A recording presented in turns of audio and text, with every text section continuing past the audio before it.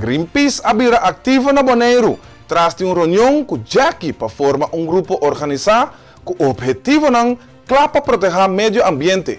A iniciativa está enfocada na política de clima e sustentabilidade, com meta de fortificar a ação local e promover um manejo mais responsável de recursos naturais.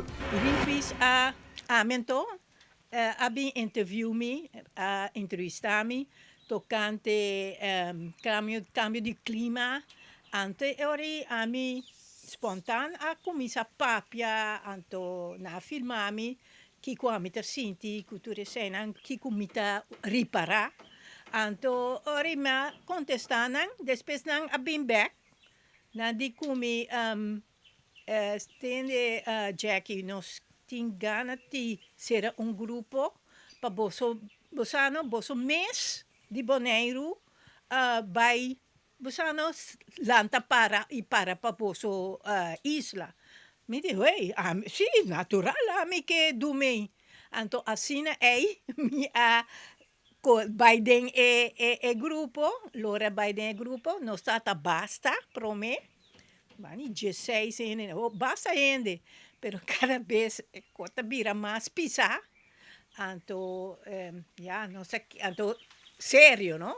Agora nós vai para contra a Holanda, então o grupo a para bira 8 gente só, que está decisivo para vai adiante. Jackie a informar que o membro do Conselho Insular está parando atrás da iniciativa. Segundo Jackie, o êxito principal é a capacidade de gerar impacto positivo e oferecer ajuda concreta para o povo de Bonaire, reflejando um compromisso político para a representação e desenvolvimento de comunidade local.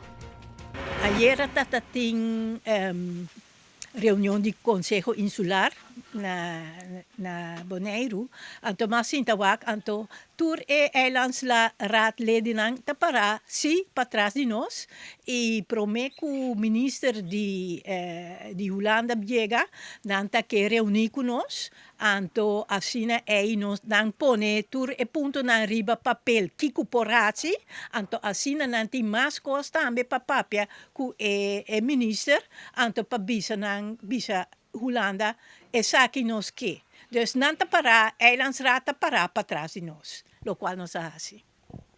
O grupo de 8, você tem número de você grupo? No, não tem número, pero éxito, bopo bisa, kiko ta éxito para mim, a mim tá éxito ta ora ku, se bote caso grande, man, of com 3 autos, esse não para mim não tá éxito. Éxito tá ora que hace impacto para a comunidade. Esse aí não se hace. Danke.